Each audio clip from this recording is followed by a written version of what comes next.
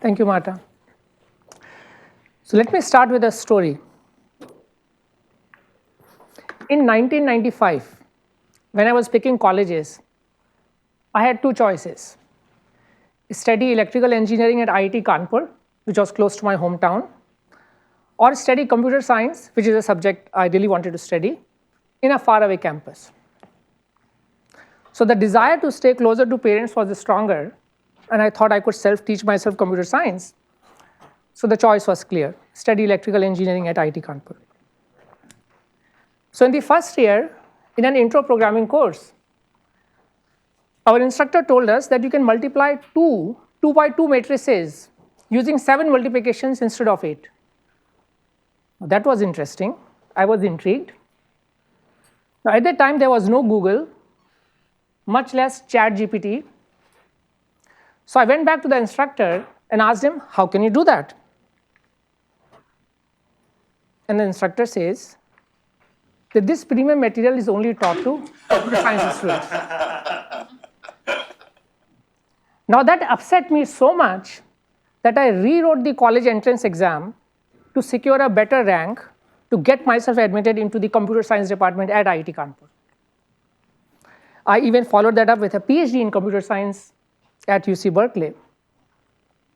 And after I got trained as a scientist, one of the first problems I wanted to solve was how you can automatically synthesize such sophisticated algorithms.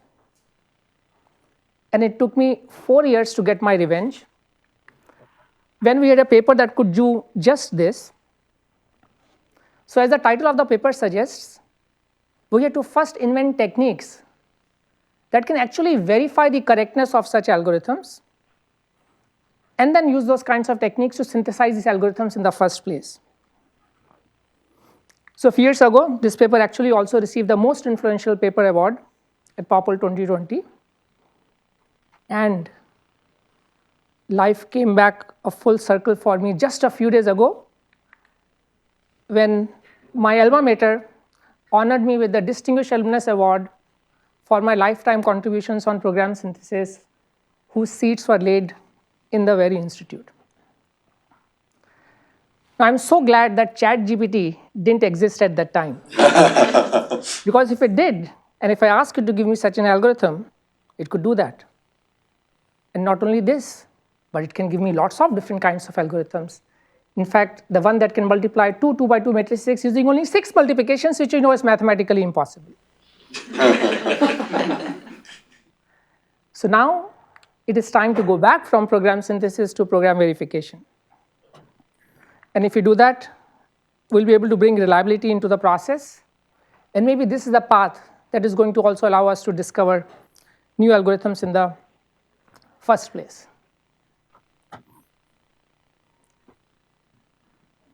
Now back to 2009. So I was presenting this work at a seminar and returning back home, and there was a lady sitting next to me in the airplane. So she was very impressed to know that I work for Microsoft and that I work in this space of AI-assisted programming. So I ought to help her with the program that she was struggling to write herself. She opens up her laptop, fires up Excel, and shows me a column of names and asks me, how can I reformat these names? By giving me an example of the reformat that she wanted. Now, at that time, I had no idea about the programming model underneath Excel. So I had to excuse myself out of the situation. But after I got back home, I searched for a problem. I searched for a solution to these kinds of problems on Excel help forums. And it is then that I realized that there were many, many people who struggled with simple repetitive tasks like that of the airplane lady. And they would express their intent to an expert on the help forum simply by an input-output example. So this inspired me to develop the flash fill feature in Excel, where if you give one example of your intent and press Ctrl-E to fire this feature, it will generalize the input-output example into a program and run that program to automate the task for you. So this feature can actually efficiently synthesize programs from one or more examples. So let me say a bit about how this algorithm works. So a key idea is to search for programs not in an arbitrary programming language, but in an underlying domain-specific language. So in case of Flashfill, this DSL consists of standard string algebra, operators such as concatenate, substrings, regular expressions. Now, one simple way to search for programs in a DSL might be to enumerate these programs in order of increasing size, and then see which one is consistent with the examples that the user has provided. However, this will not scale because the DSL is itself quite large with infinite number of constants. So instead, what we do is a goal-directed search which prunes many paths using logical deduction. So specifically, we take the input-output examples and we symbolically backpropagate them through the structure of the grammar using weakest precondition computation. But even this symbolic backpropagation can generate multiple sub-goals at each step, which keep getting multiplied exponentially. So we would like to explore these sub-goals in the order of their likelihood to succeed. And this can be predicted using machine learning techniques. And if we do that, sometimes we see a 10x speed up. So at the end of this search process, we now have lots of programs which are consistent with the user-provided examples. But some of them are overgeneralizations. So we want to pick a program that likely reflects the user intent. And for this, we use program ranking techniques. So we can rank programs based upon syntactic features. So we prefer programs that are smaller, that use small number of constants. And we can also rank these programs based upon their output features, the features of the output that they generate when run on these extra inputs that we have in the spreadsheet. So this is some work that was led by Kevin Ellis when he was an intern with me. Now, this overall architecture has actually stood the test of time. So this paper also received the most influential paper award at Popple 2021. And this idea of leveraging DSLs is something that has even been leveraged by OpenAI recently as part of the APIs that they have provided. So in my case, I was using DSLs for making the search efficient. In case of OpenAI, this DSL is used to provide the right guardrails for the model to generate outputs so that it satisfies certain constraints that the DSL can specify. And even this broader paradigm of generating artifacts and then ranking them using tools or techniques that are not available at generation time is a very common paradigm today with use of large language models, where you use a high temperature to generate many candidates and then you rank them. So Flashfill could automate a wide variety of tasks, and it became quite popular. My sister actually told me that it has made its way into middle skill computing textbooks. But the most heartening accolade actually came from my father, who, when he used this feature, told me that now he understands my program synthesis research for the first time. The user experience is so inviting that it doesn't prevent people from trying it on tasks that it was never meant for. So this was a tweet that became viral, where someone gave an example, DEC mapping to December, and then the tool maps OCT to October. Now, some people came to my defense saying that this is how we should have named months in the first place. I even came across this shipping label where someone had incorporated Flashfill as part of a process automation. But the best thing about this kind of user feedback is actually tells you, what problems are important and what are the next set of problems you should solve.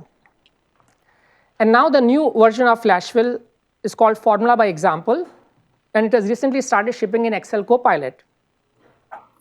It can handle a much larger class of transformations, including data and number transformations. So for instance, if you have this date column, which contains this date in an expanded form as a string, and you want to extract the year and the very specific month and date and map it to the corresponding quarter, just imagine how much code you'll have to write for this. But now this feature can generate the desired code snippet from just one or two examples. And not only that, it generates programs now in various different languages, including Python or Excel formula language. Now, the way this technology works is that we have to extend the flash-filled DSL to include a much larger class of operators. But then this leads to scalability issues. So the key innovation was to develop some optimizations that combine this top-down search with bottom-up search. We often talk of 10x aspirations. So I came across this video from an MVP who said that this feature is 10x better than flash fill. But my favorite tagline for a video was when someone discovered that this is not based upon large language models. It says, not Chat GPT. So if you're looking to read a paper that is not based upon large language models or Chat GPT, this is one that I would point out to you.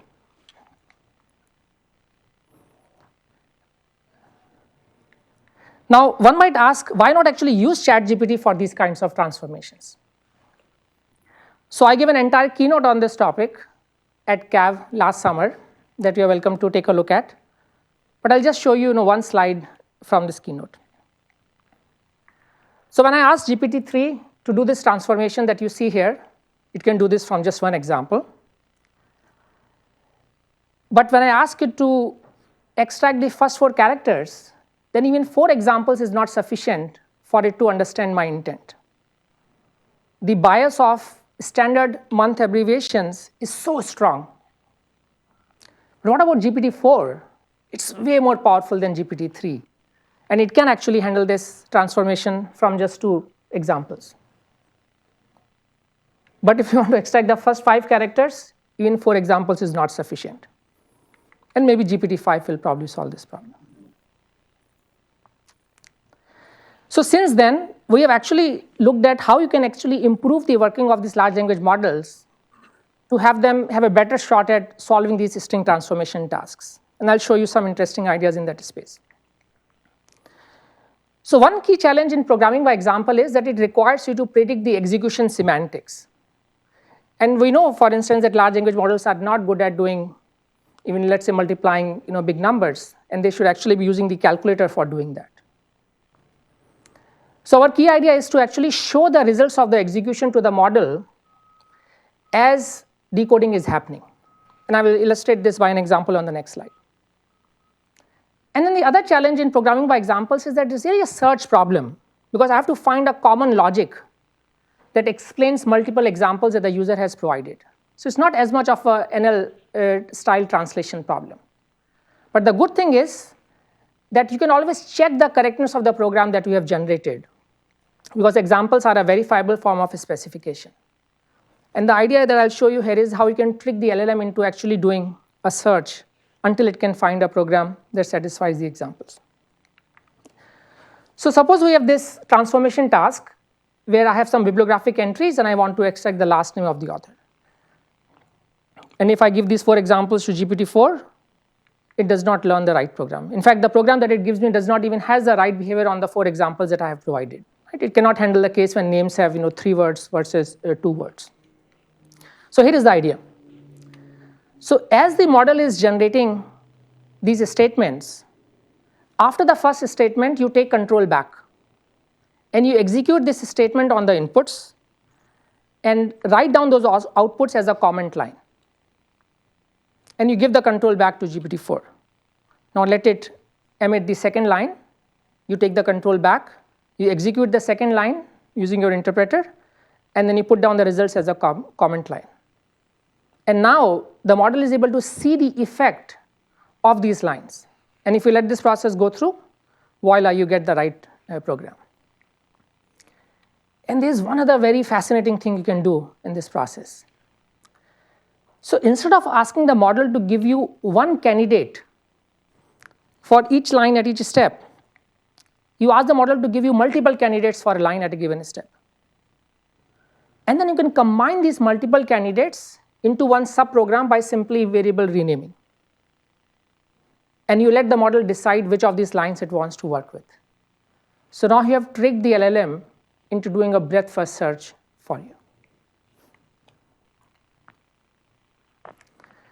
So what you saw right now was one application of input-output examples.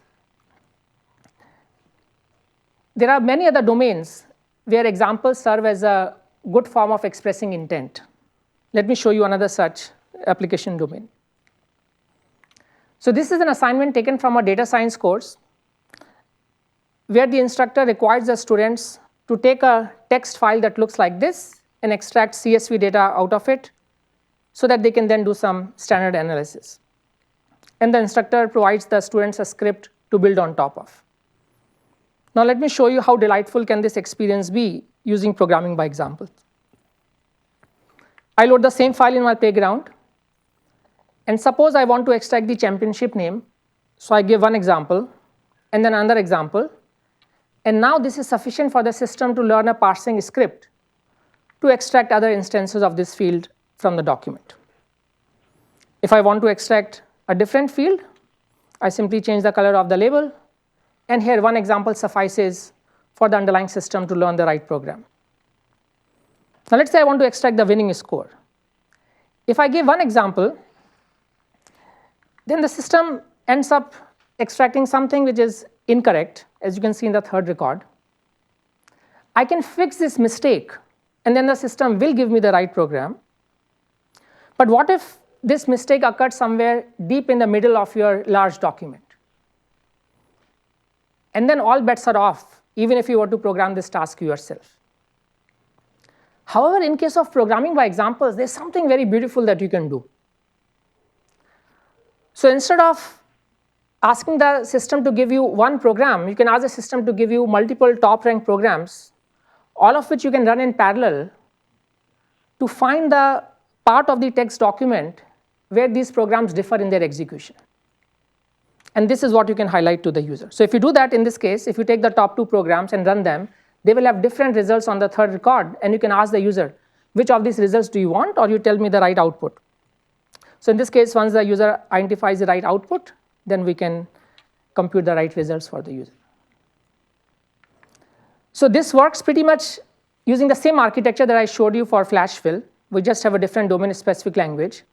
But the thing that I wanted to highlight in this demonstration was the importance of helping users find the right input-output examples in the first place. And this idea that I showed you, that you can try to find inputs that distinguish the top-ranked programs, is something that was published in this ICSE paper, and it also received the most influential paper award at ICSE 2020. Would it be fair to view that particular example as, you take that particular illustration, as your examples are data, and I've got a posterior distribution over programs conditioned on data, and what you're finding there is a place where that posterior has a broad support, as opposed to everywhere else where the posterior is very, very narrow, so all instances of programs agree with one another. This is almost a version of it's almost like an active learning kind of a thing. You're trying to find places where the posterior is broad, so you can nail that down there. Is that yes. a fair Yes, way? no, that's a very good way of looking at it. Very good way of looking at it, yes. So then you can have other techniques also to help figure out such examples. And in this case, we can use some techniques for inferring patterns over the input column or over the output column. So many of these, so this demonstration that I showed you can also be applied not just to extracting tables from text files, but from web pages, PDF documents, JSON documents, and so on. And many of these technologies actually ship as data connectors inside a popular product from Microsoft called Power BI. And the most heartening thing for me was the high usage of these capabilities during COVID times, when people wanted to bring different kinds of data sets together and mash them up and build dashboards. Now, when I first proposed this idea of developing these kinds of technologies to the product team, they said, yes, it looks so cool. However, we don't have time to build a UI for your technology. Can you make this work with 0 examples? And I thought, they were crazy, because giving 1 to 2 examples is much, much easier than writing a parser yourself. But then when I reflected on their comment, it made some sense to me. Suppose you have a document with tens of fields, and giving 1 to 2 examples of each field will actually be relatively tedious. And if I show you the same document as a human, you can probably figure out the tabular structure in the document without even requiring any examples in most cases. So this is exactly the inspiration then that we led to develop techniques which can synthesize programs from 0 examples, from just looking at the input document. So let me show you a video demo of what this might entail.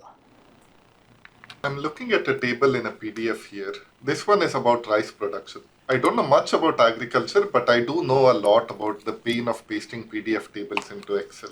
We get all the data into one column and it's a huge pain fixing it. Here we have Omnitable, which is a clipboard extension built on top of Pro's ingestion technology. And look at that, Omnitable has done the right thing.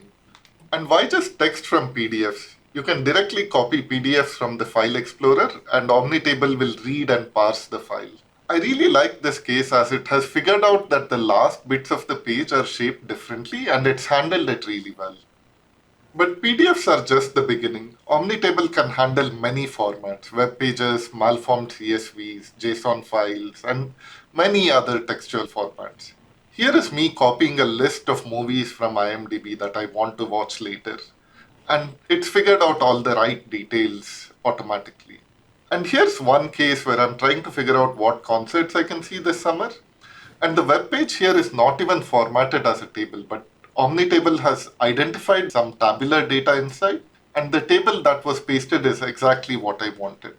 Tables are everywhere, but copying tabular data is currently hard and convoluted. Omnitable can act as a bridge that makes this process easier.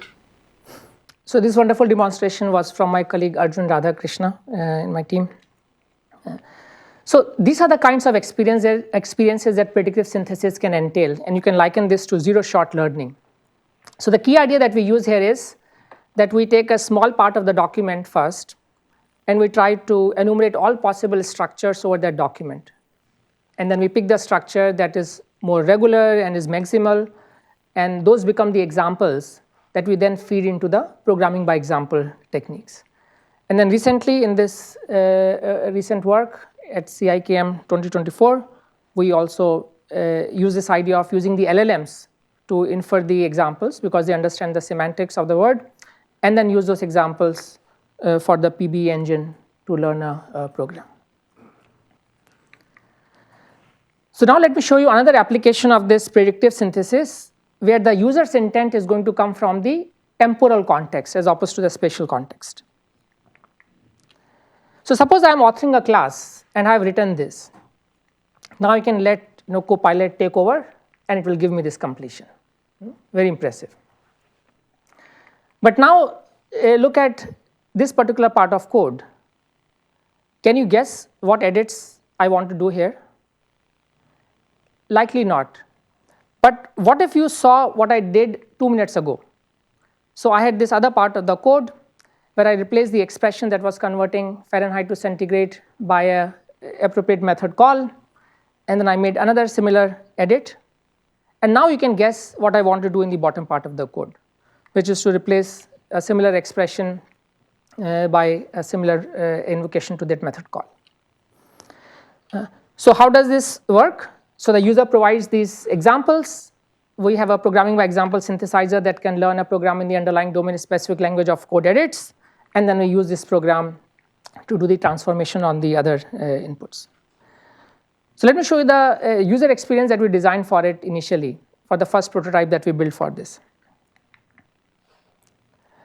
So we have these 4 rectangular boxes, and the user copies, pastes all the expressions that they want to transform in the top left box.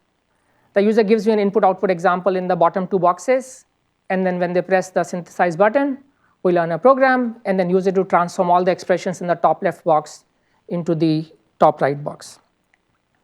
Now there's a big challenge with this kind of user experience because the user has to do many copy pastes and switch windows, which is not really good for their productivity. In fact, it leads to the so-called late awareness problem where the user may not even remember to invoke this feature when they start doing the task. So then this is the solution then that we came up with. So this t-shirt actually describes what we do. So we watch every single keystroke as the user is making edits in their code base, and once we can infer some examples in the noisy keystrokes of the user, we then invoke this capability to figure out what are other similar edits that the users might want to do. Now this starts to look a bit like Clippy, but we don't want it to become Clippy for code. So for instance, if the user simply changes 2 integers to string, we don't want to suggest replace all occurrences of integer by string. So it's very important to take care of the precision recall trade-off here, because if you don't, people will lose trust in this capability and will turn it off. In fact, those are some of the blog posts that we saw that were put out initially. How do I turn off this annoying feature?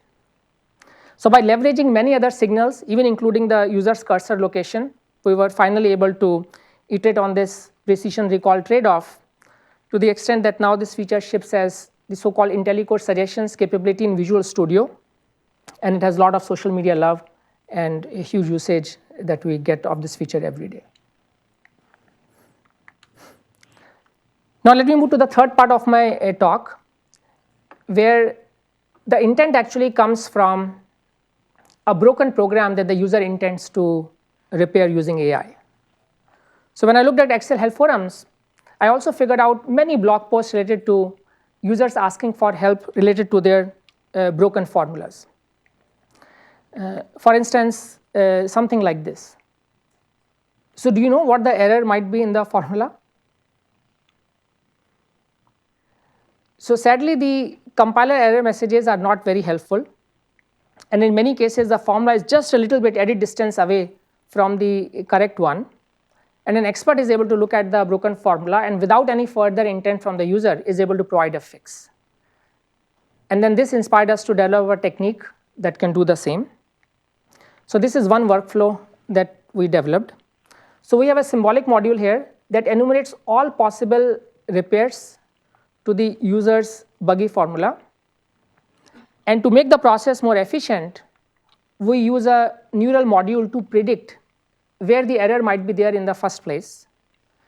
And at the end, we get multiple repair candidates, which we can rank using another neural module to suggest the right fix to the user. Next, I will show you a very different kind of architecture for doing these kinds of repairs. So it is the diffusion architecture. So the concept of diffusion has been applied to images, where the idea is to take a sharp image like the one on the left side and gradually add noise to it until it becomes Gaussian noise. And the diffusion model learns to predict this noise and reverse this process. So starting from Gaussian noise, you can develop some good sharp images. Now it turns out that you can apply this process of diffusion also to code. And the key thing that you need to resolve here though is that code is quite discrete, and the process of diffusion requires a continuous domain. So our idea is to go from discrete to continuous domain by simply leveraging the token embeddings. And then for the reversal process of mapping the denoised embeddings back to a program, we just train a separate grounding layer. Now, unlike transformer models, which generate an artifact going from left to right, the diffusion model generates an artifact by iteratively editing it. Initially, these edits are large in number and are quite global. And then as time passes by, the edits become smaller and quite local. And maybe this is probably similar to how humans also solve problems. But an interesting side effect of this is that you get richer generation diversity. So here are some candidates that GPT-3 generates for a task, and they mostly differ in just some white spaces. GPT-4 will do it slightly better, but nearly not as good as the diffusion model. which generates many diverse candidates. So now let's see how we can apply this kind of diffusion model to repair. So the observation is that if you look at the last timestamps of the working of the diffusion process, this can be likened to last mile repair.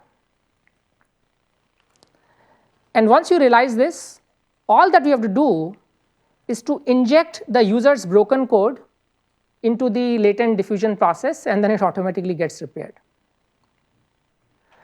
Another interesting implication of this is that you can use these diffusion models to generate high quality training data for repair, to maybe train a transformer model which can do a better job at repair, because diffusion models are relatively going to be slow in how they operate.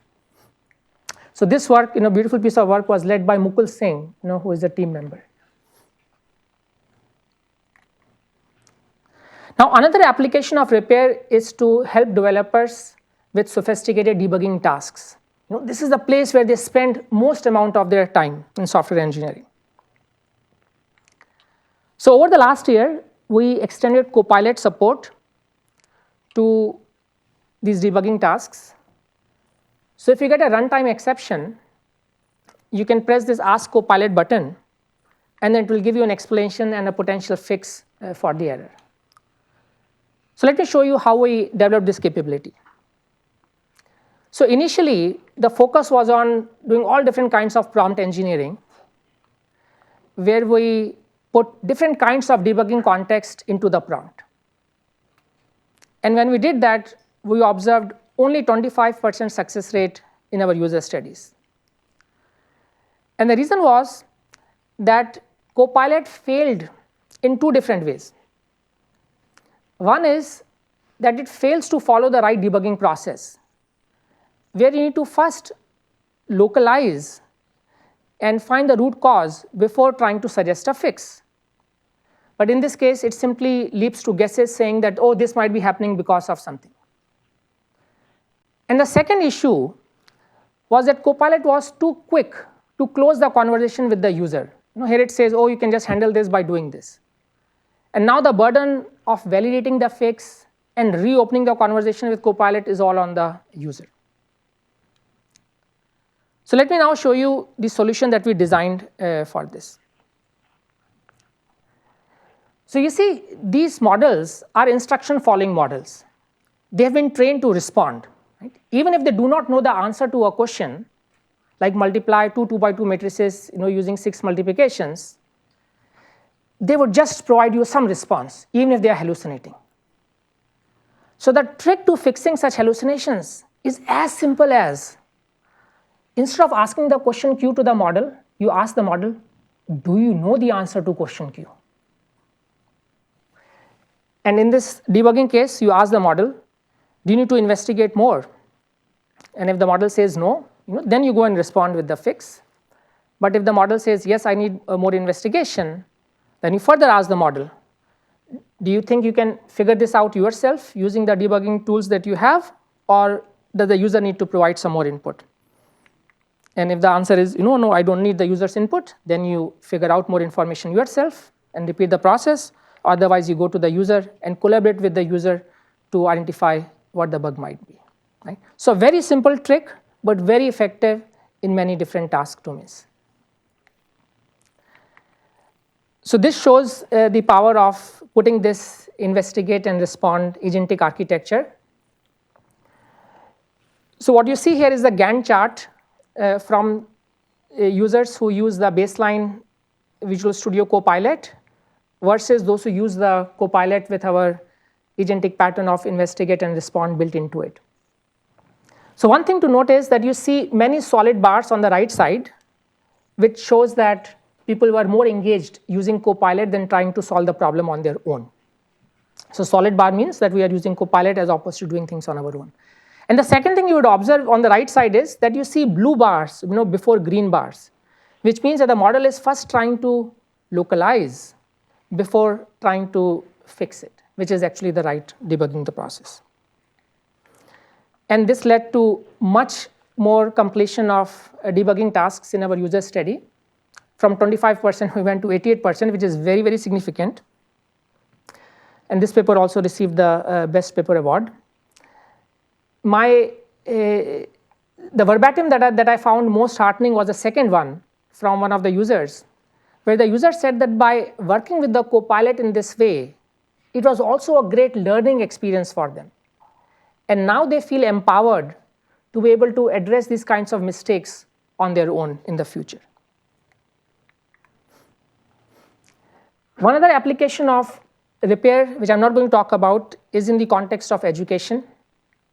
This is the vertical that now stands to be disrupted by AI. So for instance, think of an submission from a student to an intro programming assignment.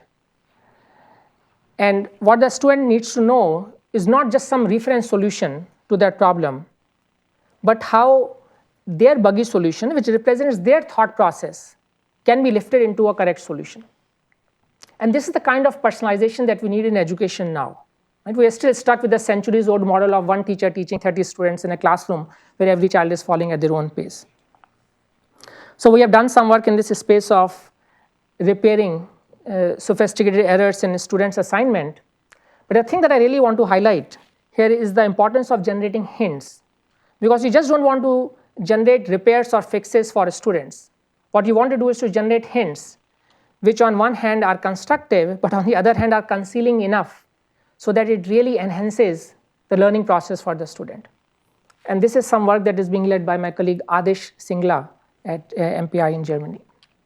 So I really recommend looking at this paper if you would be interested in this area, this paper that appeared in LAQ 2024, which talks about what constitutes a good hint and how can we generate these hints using large language models. And now let me move to the last part of my talk. This relates to natural language, which is a very common way to express intent for a wide variety of tasks. And now with the advances in large language models, we finally have a general purpose tool which can understand this kind of intent. So a fascinating capability of these large language models is their ability for in-context learning. So wherein these models can actually do tasks that they were not really trained on, simply by seeing some instructions, some examples, some documentation of what these tasks are like as part of their prompt. So let me show you some techniques that relate to selecting the right example or the right documentation for this in-context learning. So suppose I want to map this natural language on the left side to this SQL query on the right side. Now, around the time we did this experiment, the large language model is not able to do this kind of translation. But now suppose I have an example bank of pairs of natural language utterances and the corresponding SQL code. So the question now that I'm asking is, which of the examples should I pick from the example bank to teach the model how this should be done? And the most natural thing would be to actually pick an example whose natural language utterance is similar to the natural language utterance of the user. Right? So the user says which city has the highest number of airports, and then I have an example in my example bank which says which city has the highest elevation, so the natural language utterances match. And if I pick this example and then pass it into the model, I actually get a SQL query which is not correct, because it ends up referencing a column that does not even exist. Instead, there was another example in my example bank whose code is actually quite similar to the code that I intend to get. And if I were to pick this example, then the model will be able to do the task correctly. And now the question is, how on earth can I pick this example from my example bank as opposed to this? So the simple idea is, you simply fine-tune the BERT model to redefine the notion of similarity to match the similarity of the corresponding code. So natural language utterances are similar, not based upon the similarity of their natural language, the words that occur there, but two natural language utterances are similar if the corresponding codes are similar. And to make this process of learning or fine-tuning more efficient, instead of training this for all possible pairs in your example bank, which can be expensive, you specifically pick pairs where natural language similarity is not high, but code similarity is high. And this is the kind of thing you want the model to learn. So maybe edit distance, and I will also get to that on the next slide, right? But right now, think of edit distance. Yes, it's syntactic then, yes. Yes, but I will get to it, and you're right, it should be more semantic, and this is exactly my next slide, yes. And then there are examples where natural language utterance is quite similar, but code similarity is not there, and this is what you really want to unlearn. So these are also the examples you want to pick for training. And then to handle out of distribution language, our trick was that instead of picking BERT, why not use LLM embeddings? And you can fine tune LLM embeddings by simply adding few dense layers to it. Now, to the point that you talked about, so what constitutes code similarity? So let me motivate the importance of making it more semantic as opposed to just syntactic. Is suppose you want to translate this natural language utterance into this program in some obscure programming language, which the LLM does not know much about. And if you ask it to do the translation, LLM actually gets it wrong. So the regular expression syntax that it comes with is not the right one. Now suppose I have two examples in my example bank. So which one will I pick? So if the code similarity is decided with respect to edit distance, then this is the one that I will end up picking because this is different from the intended one in just one character. And if I do that, then it does not make any change in the behavior of the LLM. But if I were to pick the bottom example, then I get the right output. And this means that the code similarity should not just be based upon syntactic edit distance, but we base it on some interesting set of properties, like what kinds of method it is using, is it using a regular expression or not. So maybe still a little bit syntactic, but these properties can also be semantic. It's up to you on how you want to define these properties. And the advantage of defining similarity based upon properties is that it makes the process of example selection very granular. So you can keep picking examples from your example bank until you have exercised all the properties that your model is predicting. And then one last slide that I want to show here relates to going beyond examples and also picking documentation. So here's another scenario where I want to convert this natural language utterance into the code in some obscure language that the model does not know much about. And the closest example that I have in my example bank relates to using the right method, but does not exercise all the different arguments that this method can actually take. So the trick is that once you get the example from the example bank, then you can use this example in a two-stage retrieval process to also get that full documentation for that method, which actually talks about other kinds of parameters that it takes. And now you feed in this documentation and the example both into the prompt, and now you will get the right result. So what I talked about was the dynamic part of prompt construction, where you dynamically enrich the prompt with the right examples or the documentation based upon the user's query. There's another part of the prompt which is consisting of static instructions. And one interesting technique that we recently worked on, which I'm not going to talk about, but I'll briefly mention, is this of improving these static prompt instructions using a technique called meta-reflection. So what you do is, you let the large language model solve some problems from your benchmark, from your training data. If it makes a mistake, you ask the model to self-reflect on its mistake because you have the ground truth. And then once you have a bunch of self-reflections, you ask the model to meta-reflect and translate that meta-reflection into edits to its own prompt instructions.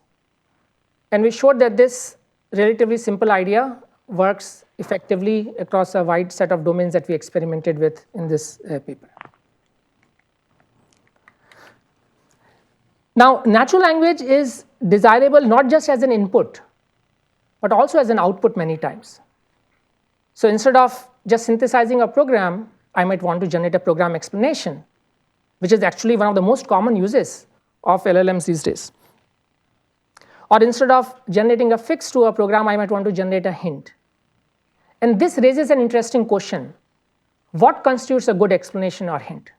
Right? So this is, I feel the question definitely merits some more research to be done in this space. And natural language as a modality is also useful for conversation, in particular for doing ambiguity resolution with the user.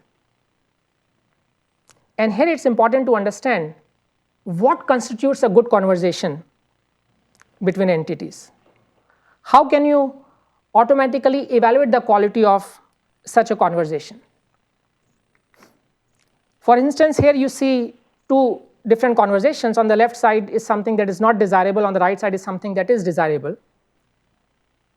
So how do you effect or facilitate conversations that are good? And how can you automatically evaluate that the right side is a better conversation than the left side? So this is a conversation that is happening between the debugger agent and the user. So to answer these kinds of questions, yeah. Just this is an interesting point. Is this good because it succeeded in solving? The only thing I see there is Yes. the last line. Yes. Is it good just because the last line is the code works, or is there something should we look? Is it good because it Yes. was more polite or something? Exactly right. So I'm just getting to that on the next slide, right? So you're absolutely right, right? So when you develop rubrics, and it cannot be just as simple as this. Maybe let's say I just hide the last part, and still then how can you predict which one was a good one or not? So to understand this question, so let me just answer the question that you asked directly, right? So here the conversation on the left side is not good because the system is trying to just make guesses without even being confident about its own results. And it is always trying to close the loop with the conversation loop with the user very quickly. But to answer this question more broadly of what constitutes a good conversation and how can you evaluate the quality of conversations, what we did was we searched for principles of effective communication in social sciences literature. And Grice is a philosopher who presented some of these very basic maxims of what constitutes a good conversation between users. And we simply put this down in the prompt. And we see much better behavior from the large language models. And this is just a start, right? But what I want to emphasize here is how now computer science can get inspired by some of the work that has happened in social sciences, especially when you start thinking about a natural language as an important modality for conversation. And this is not just for human AI conversation. This can also be very relevant for two AI agents working with each other. One agent might be generating a plan in natural language. Another agent might be reviewing a plan and giving feedback to another agent in natural language.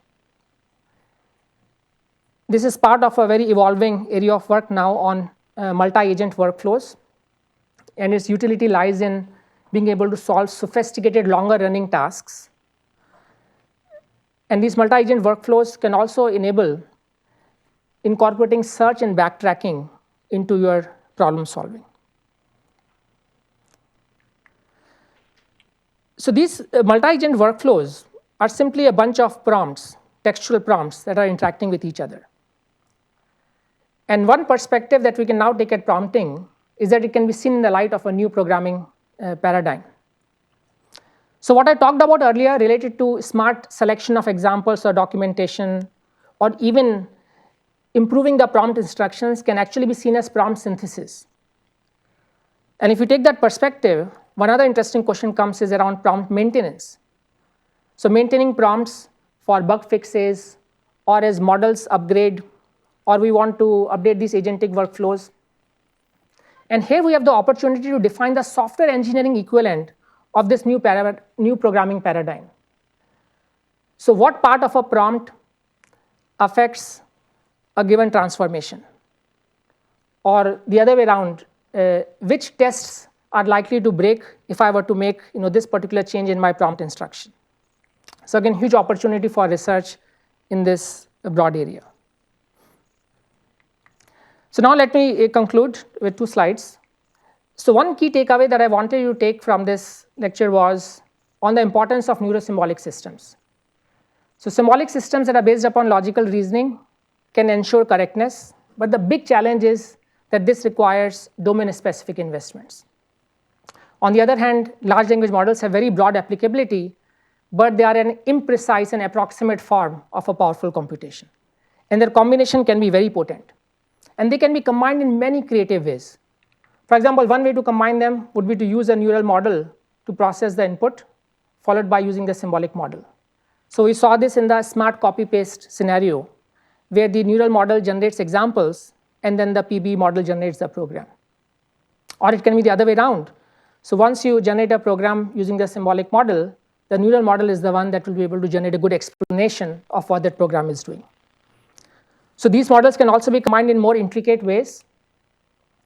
For instance, the neural model can provide hints to the symbolic model for making the search more efficient or for improving the ranking, which is how the Flashful architecture works. Or it can be the other way around, where the symbolic model actually provides assistance to the neural model. And we saw this in the slide that I showed you on how to use execution-guided search during the decoding process. So one talk that I would highly recommend here is this distinguished lecture at UW that happened a few days ago from Noam Brown, who is a researcher at OpenAI and recently worked on the O1 models as well. And the point that he makes is that for domains that entail validation, where you can check the correctness of the result, for such domains, you can incorporate search during inference time. And you can actually use this process to generate data on trajectories that succeed and that fail. And once you have this kind of labeled data, you can actually use it to fine-tune the model and improve the model in the first place, and you can repeat this loop. So highly recommended to watch this talk if you are interested in this space.